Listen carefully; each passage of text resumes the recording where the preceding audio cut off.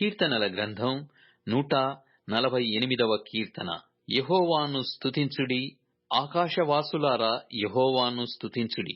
ఉన్నత స్థలముల నివాసులారా ఆయనను స్తుతించుడి. ఆయన దూతలారా మీరందరూ ఆయనను స్తుతించుడి. ఆయన సైన్యములారా మీరందరూ ఆయనను స్తుతించుడి. సూర్యచంద్రులారా ఆయనను స్తుతించుడి.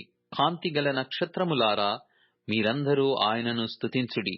పరమాకాశములారా, ఆకాశము పైనున్న జనములారా ఆయనను స్తుతించుడి. యెహోవా ఆజ్ఞ ఇయ్యగా అవి పుట్టెను. అవి యెహోవా నామమును స్తుతించునుగాక.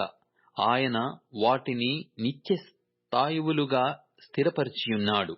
ఆయన వాటికి కట్టడ నియమించెను. ఏదియు దాని నతిక్రమింపదు.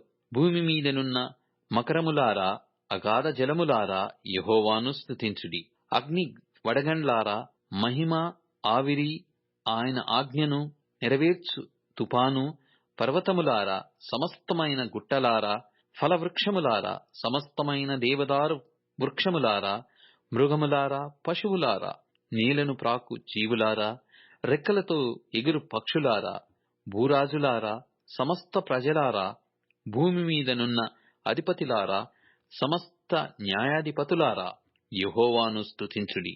యవనులు, కన్యలు, వృద్ధులు, బాలురు అందరును యెహోవా నామమును స్తుతించుదురుగాక. ఆయన నామము మహోన్నతమైన నామము.